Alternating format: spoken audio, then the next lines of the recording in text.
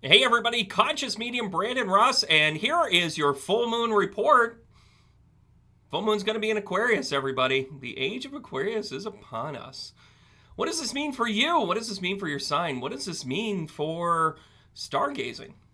How about we take a look at the full moon in Aquarius in this short little ditty bit.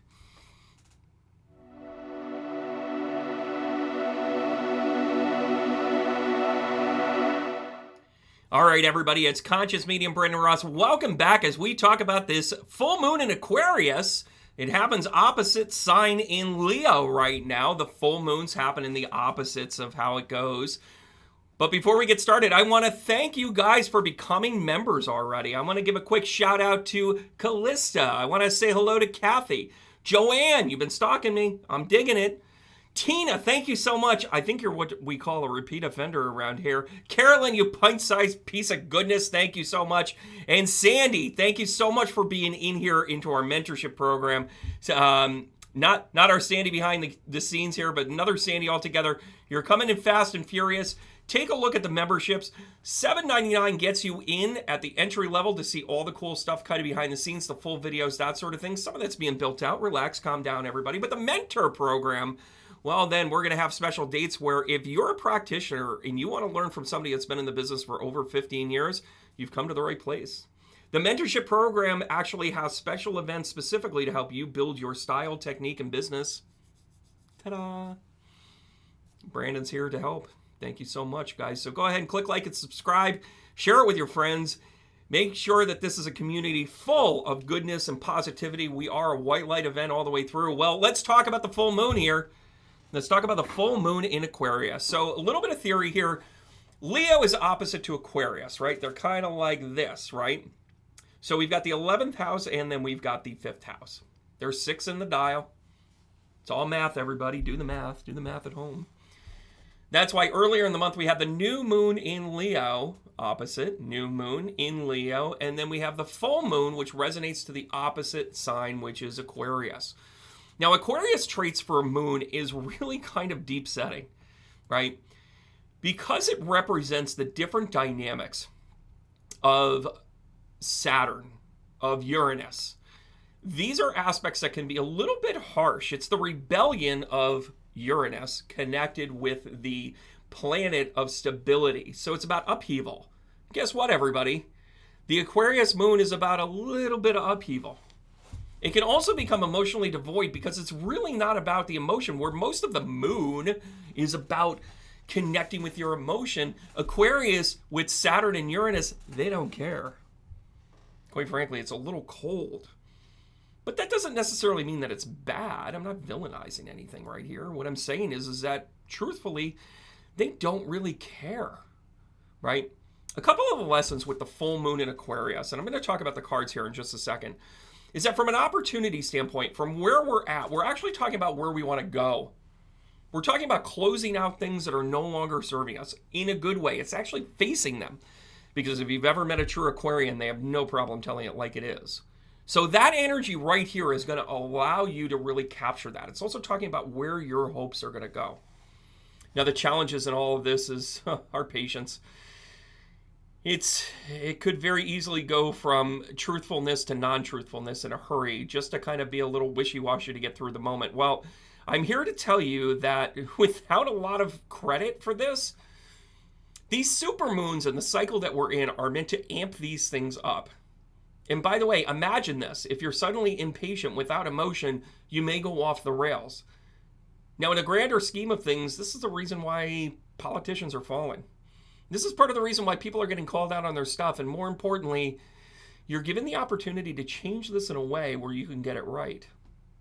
That's a really important thing to this. And as listen, guys, I take a look at my notes. I got a lot of stuff in my head, which is what I'm looking at here. By the way, do you hate it when people go, yes, and then suddenly there's a shift in energies, and then the people, yeah, I don't do that. You guys know I don't do that. So let's talk about the tarot connected to this. And by the way, tarot is basically in a lot of different things, right? Tarot is in a lot of astrology. They're both astrological signs. So the moon is actually Cancerian in nature, Pisces water signs. You know, it kind of represents all of it. But the moon is that emotional balance of being called into something not only from survival, but also from thrival. So it could go either way. It's things coming out of the dark. So the moon, in its cycle, kind of bring things out of the dark. Now, the star card, the Aquarian card, has so much to this. Didn't we just have the Lion's Gate? Aren't we still in that mode? By the way, I believe next year the full moon actually happens on the Lion's Gate. Stay tuned for that. I cannot wait. What a great time to be alive. So the star actually represents a lot of your manifestation. And how that represents over here, I can say it over here, the star card. 2, 4, 6, 8. Who do we appreciate? Manifestation. You've got 8 stars right there. So it's time to manifest your hopes and dreams. That can be at an emotional level, but you're going to be practical about it because, again, it is Aquarius. The moon is about uncovering the dark, giving light in the dark. Now, it relies on the sun to show certain things, but at the same time, it is its own planetoid. It's the most personal of all the planets. Don't you know? We're also sitting here in the 11th house with all of this, where the Aquarian energy is. And I'm just going to look at where is this actual full moon going to take place? I probably should have done just a little bit of that research before I did it. But when you look at things like the charts, when you look at things such as where the moon is, I'm just going to be honest with you. If you follow along with the moon, you can look at your relationship flow, what you love, where your abundance is, what are the things that you can manifest. Don't forget that 8.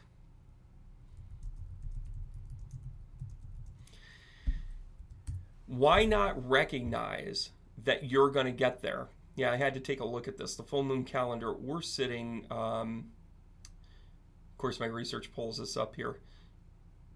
By the way, the full moon actually happens at 9:30 at night. That's kind of powerful. That's super manifesty, isn't it? It's super manifesty because you're also looking at it from a time where you can see it clearly. Sometimes the full moon happens earlier in the date or whatever. But this is one of those opportunities where you're going to be able to sit there and see it in its full glory. That also really kind of extends to the idea that everything's going to come to a head. So if you have turmoil, if you have tumultuation, if you have things that aren't necessarily working out, now is a good time to have that conversation. Don't let them get away with it. Have the conversations.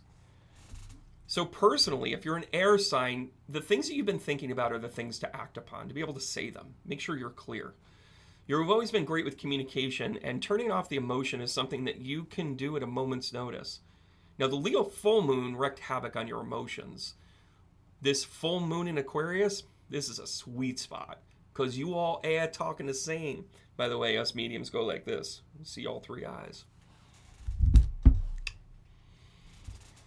Now, earth signs, this is a little bit of a tough thing right here because you're used to kind of shutting off those emotions. But on the flip side of it, you're also like, I don't want to see it. I don't want to deal with it.